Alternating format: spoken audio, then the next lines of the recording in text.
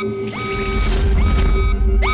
televisión debería ser más imparcial. Creo que es importante que estén más Yo me presentes. sienta bien representada. No. Yo veo lo que me interesa. Lo que hacen es cambiar los horarios y al televidente no lo avisan.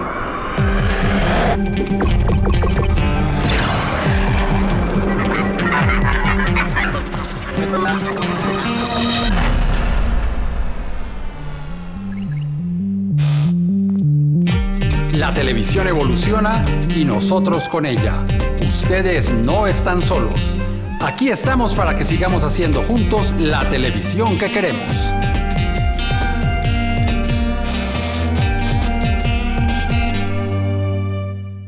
Muchas personas piensan que documental es sinónimo de realidad. Sin embargo, hay documentales que son tantas cosas que muchas veces rozan la ficción. Soy Eduardo Arias, defensor del televidente de Señal Colombia, y hoy en Todo lo que vemos, ¿los documentales pueden mezclar ficción y realidad? ¿A los televidentes les gusta ver documentales en los cuales hay elementos de ficción?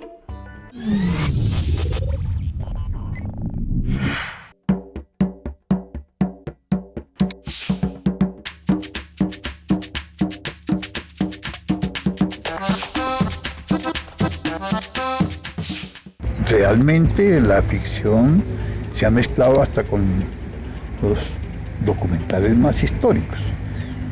Casi todo tiene algo de ficción. Entonces no veo por qué no puede estar presente, siendo que es una parte inherente que siempre ha estado. No, creo que muy pocos documentales deben ser 100% veracidad y no tienen algo de ficción. Sí, estoy de acuerdo que el documental se mezcle con la ficción.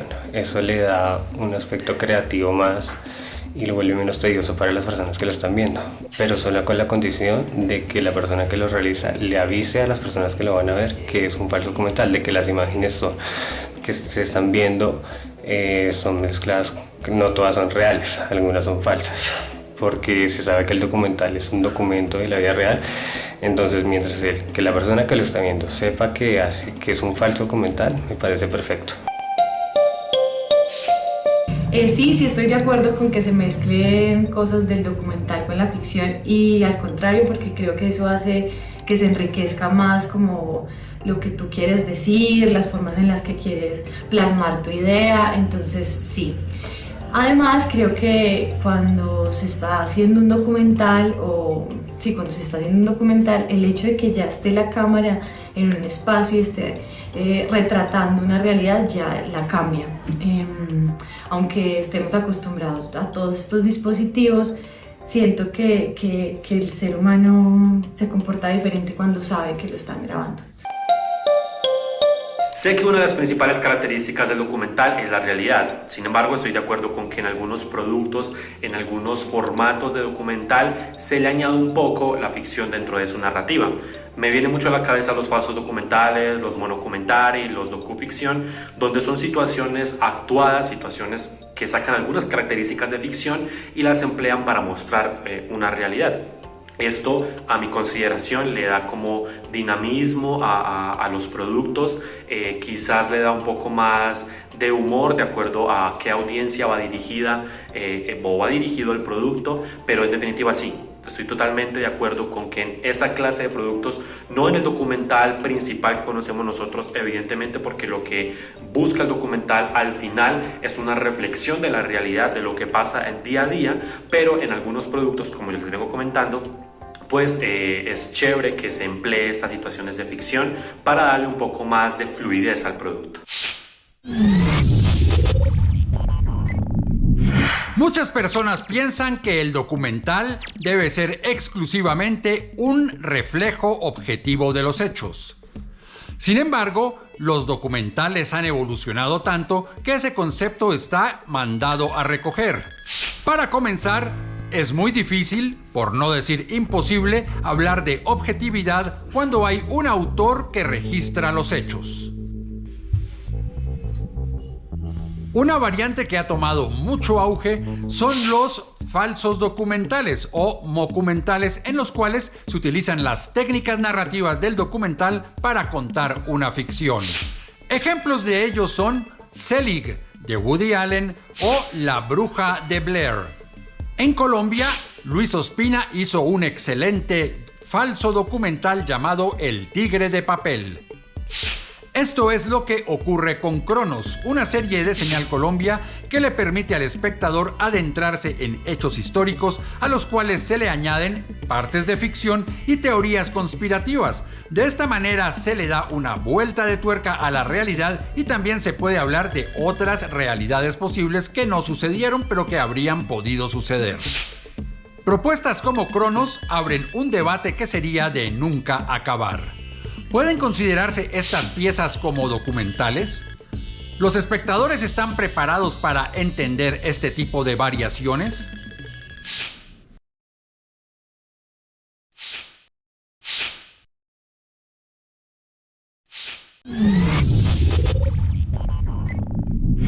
Hola, mi nombre es Tiffany Ávila, soy publicista. Aquí está. Esta es la investigación. Esto lo grabé en las calles del barrio un día después de que pasó todo. Es interesante ver cómo los documentales o las producciones pueden mezclar teorías que tienen que ver con la realidad y teorías de otras personas que quizás cuenten otra historia alrededor de esa realidad o de esa historia que todos creemos saber. En adelante, ese tipo de historias me llaman la atención.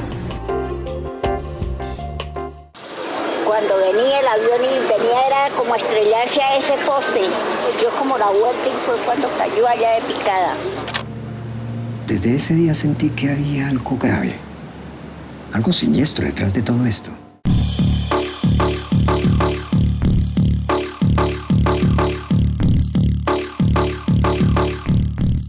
Para mí, creo que funciona y funciona muy bien, sobre todo porque podemos, pues de allí, tener esta historia base, lo que sucedió, pero también llevarla o hacerla más interesante con ciertos criterios de recreación que definitivamente la pueden hacer mucho más cercana, mucho más interesante para los espectadores. Era el tipo de persona que podía cometer una locura así. Los golpistas convencieron a Armando Nieto de hacerle un atentado al presidente, piloteando un avión que se estrellaría contra el Palacio de Nariño.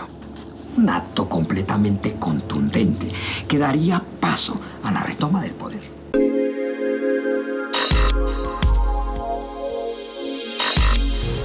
Sí creo que es completamente válido mezclar el formato documental con algo que le dé dinamismo a través de la narrativa que se puede mezclar con la ficción. Creo que puede generar expectativa en los televidentes ante cualquier historia que me han contado, ante cualquier suceso. Siempre me gusta obtener de forma clara los hechos, los argumentos, criterios concretos acerca de cómo sucedió la historia, de cómo se llegó a ese hecho, de por qué las personas nos están contando esa historia, y esa es la base para diferenciar entre lo que es real y lo que no es real. Sin embargo, me parece un contenido interesante e incluso necesario para darle dinamismo a cualquier narrativa, a cualquier producción, y creo que lo hace relevante en el momento de contar historias, de generar contenido para cierto tipo de producciones. El recorrido duró 14 minutos, dejó 5 heridos, 6 casas demolidas y 3 muertos, incluyendo a Armando Nieto, el piloto suicida que no pudo encontrar su objetivo. sí me gustaría verlas. Digamos que sí me gusta este tipo de contenido dinámico. Creo que lo hace más inquietante, creo que lo hace de pronto salirse de lo mecánico que puede ser contar una historia real, sino que ese dinamismo le da mucha importancia a la historia. Creo que incluso pudiera llevarlo a otro nivel. Luego de un robo sigiloso y de un estrepitoso vuelo por la ciudad, Armando Nieto decidió descender a los infiernos de la revancha y en un acto de locura quiso dejar su nombre escrito en la historia. Sin embargo, terminó su infortunada existencia a 4 cuadras de la residencia de su padre. La venganza nunca pudo ser consumada. Un saludo y desde casa hagamos juntos la televisión que queremos.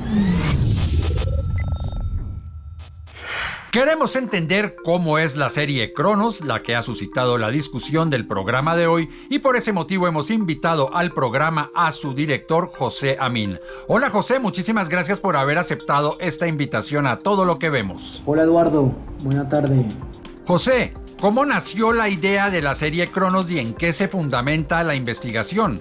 Bueno, Cronos nace un poco de esa influencia temprana de la novela policíaca, de la novela negra, del relato detectivesco, y también nace como con el afán un poco de proponer y cambiar las formas, los formatos que se vienen haciendo para televisión pública. Yo soy un convencido de que es necesario transformar, innovar, de que es urgente poner contenidos que estén un poco como en la frontera, en los límites de esos géneros, y creo que ahí está Cronos. Creo que Cronos está en esa frontera, está en ese límite, y también como una carta, una declaración de amor a ese género que amé de chico y de niño, que fueron la novela negra y los relatos detectivescos. ¿Qué es lo más novedoso de esta serie? Yo creo que lo más novedoso de Cronos, o al menos en el formato, en sus formas, es que separa, ¿no?, en esa delgada línea entre la realidad y la ficción, para narrar historias que ocurrieron, que parten de un hecho real, de un hecho factible, de un hecho demostrable, y que a partir de ese hecho se arma, ¿no?, alrededor una gran teoría de conspiración.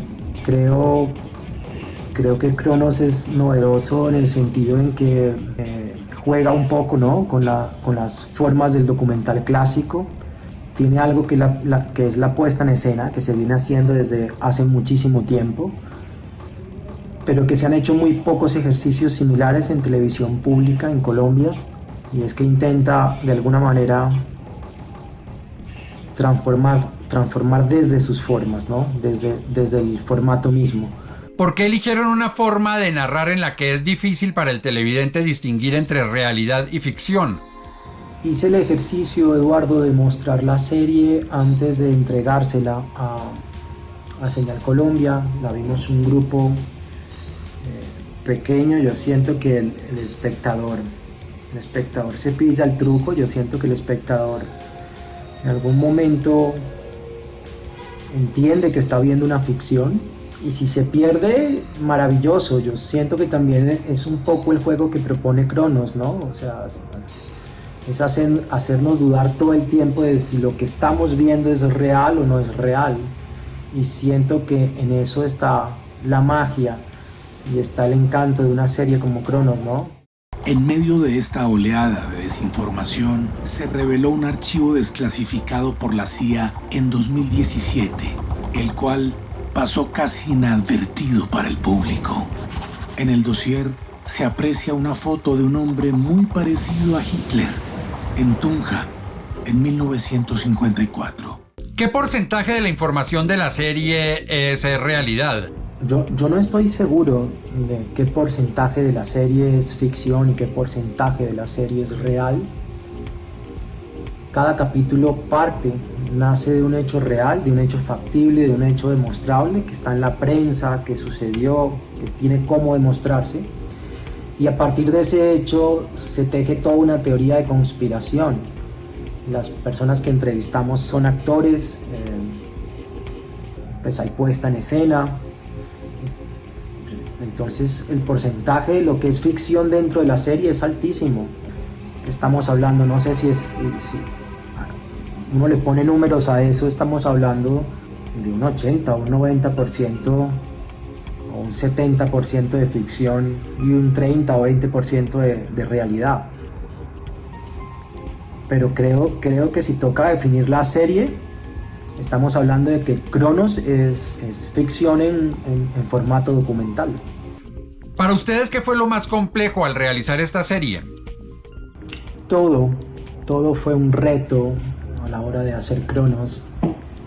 Nosotros recién habíamos empezado a rodar la serie y estalló la pandemia. Eso nos obligó a retrasar un poco los procesos, a aplazarlos. Muchos de los actores que participaron en Cronos eran personas muy adultas, con un riesgo obviamente altísimo. Al principio la incertidumbre de cómo nos movíamos con el virus, escoger actores desde la virtualidad, trabajar en el set con muchas complejidades, con distanciamiento social, trabajar con medidas de bioseguridad. Entonces la complejidad del rodar con el COVID fue muy grande, pero nada, al final se sacó la serie y fue un aprendizaje y una experiencia muy bacana, realmente meterle mano a Cronos. José, muchísimas gracias por haber aceptado esta invitación. Eduardo, gracias por el espacio, gracias por hablar de Cronos. Creo que la serie ya está ahí, está en señal, que la gente la disfrute y ojalá que la gente se pierda en ese juego que propone Cronos, ¿no? Entre esa línea delgada entre la realidad y la ficción. Chao, Eduardo. Y ustedes quédense con más aquí en Todo lo que vemos.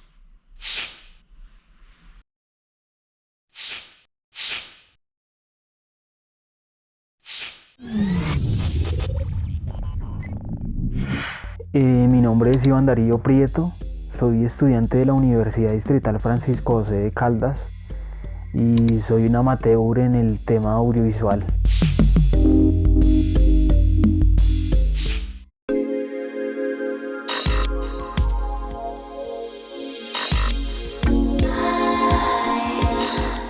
Me gustan los documentales por su capacidad para perdurar en la memoria.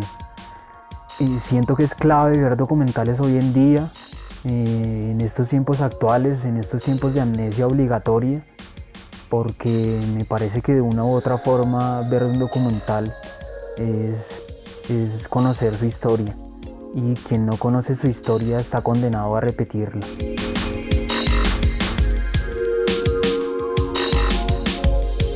A mi modo de ver, creo que no deberían encasillarse los documentales, así como no debería encasillarse la vida. Y siento que para contar la realidad, una realidad cruda y cruel, se puede apelar a la ficción, porque de una u otra forma la ficción es una metáfora de la realidad y llega un poco más suave a los oídos. Esta tarde recibí una información que había salido descartada por otros agentes. Yo era ambicioso, quería sobresalir en mi cargo. Sí, he visto documentales de ficción y me parece una forma muy bella de contar una historia, porque siempre hay una voz omnisciente que lo está llevando a uno de la mano desde el segundo 1 hasta el último minuto. Yo creo que la realidad y la ficción van muy estrechamente de la mano, es decir, no existe la una sin que exista la otra. Y pienso que la ficción, a fin de cuentas, Es una forma de contar la realidad de una manera muy embellecida y poética. Cuando ingresé al lugar, mi corazón latía a 1000. Este momento jamás lo olvidaré. He visto películas que me hacen cuestionarme acerca de lo que es real y de lo que no es real. Y bien decía Descartes que los sentidos nos engañan. Y he visto películas de la mano, por ejemplo, de directores como David Lynch o David Fincher, y de películas, por ejemplo, como El Club de la Pelea o Mulholland Drive, que hacen que uno se cuestione constantemente acerca de la realidad.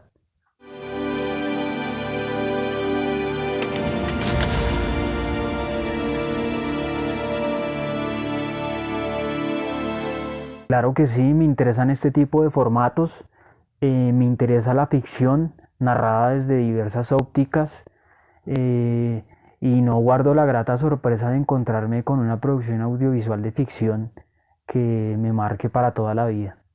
Era Hitler, su cara, su figura.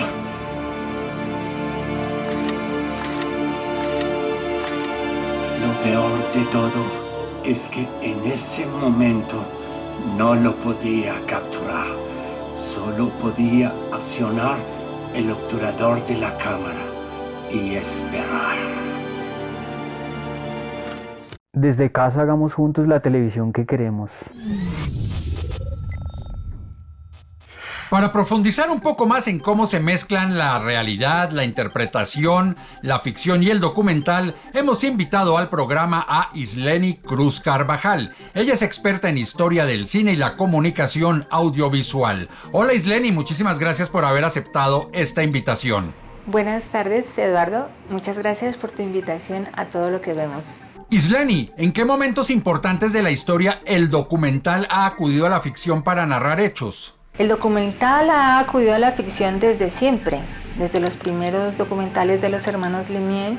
En el año 1895 ya había puestas en escena de los mismos actores reales. Ya existe el falso documental también en ese momento por parte de Georges Méliès.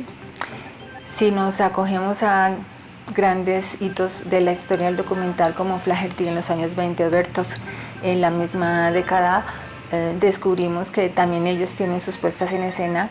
El documental siempre ha acudido a esta técnica de ficción precisamente porque necesita llenar vacíos que la realidad o que la captura de la realidad no le permiten registrar. ¿En qué tipo de productos audiovisuales encontramos esta mezcla entre ficción y realidad? Esta mezcla entre ficción y documental la encontramos pues, en muchos productos factuales, es decir, que se basan en la realidad, géneros basados en la captura de los hechos reales, y especialmente en la industria de la televisión la encontramos en el docudrama. Pero hoy por hoy y en las últimas 2 décadas de la historia de la no ficción, pues encontramos un hibridaje tanto por parte de los géneros de ficción como por parte de los géneros que vienen de lo factual. ¿Cuáles son las diferencias entre estos productos? La principal diferencia es la predominancia de una puesta en escena, de un guión previo, por ejemplo, con elementos que tienen una autonomía desde el autor, con menos predominancia de, por ejemplo, documentos o registros de la realidad. Esto si hablamos desde lo que se genera en la ficción.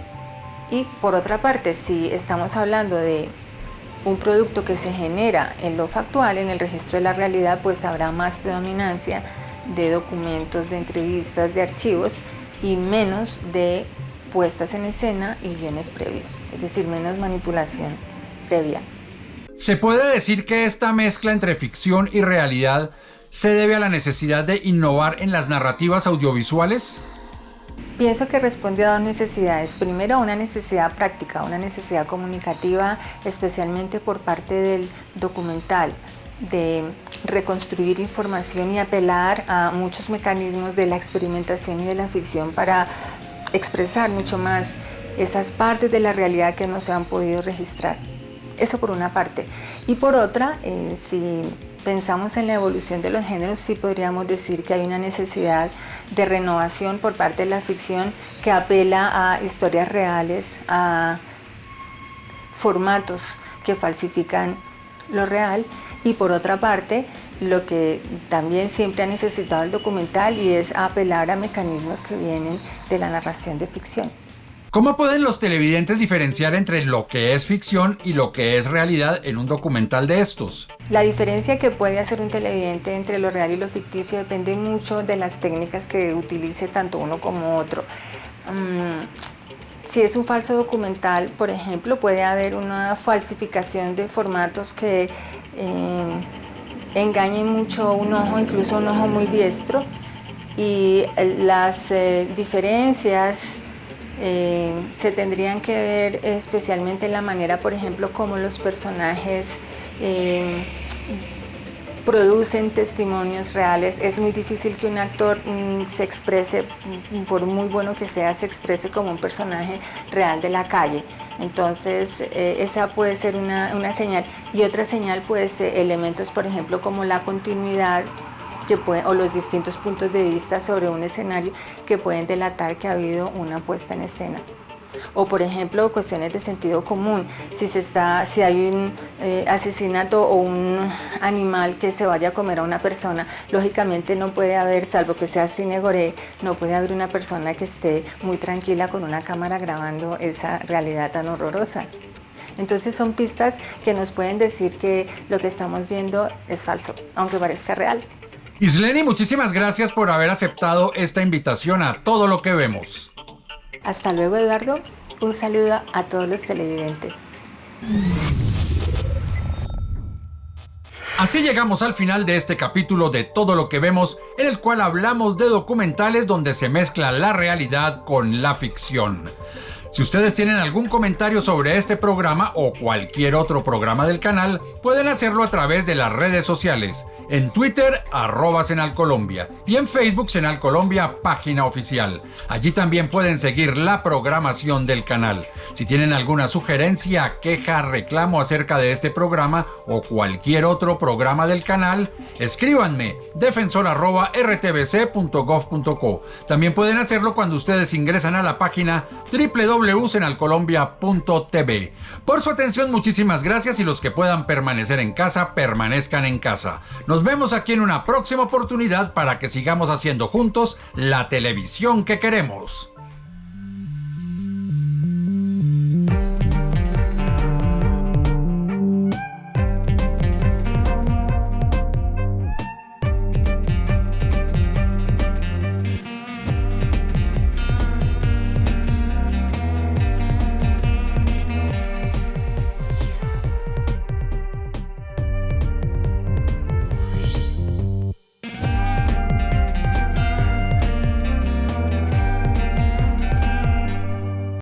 Este contenido fue financiado con recursos del Ministerio de las TIC.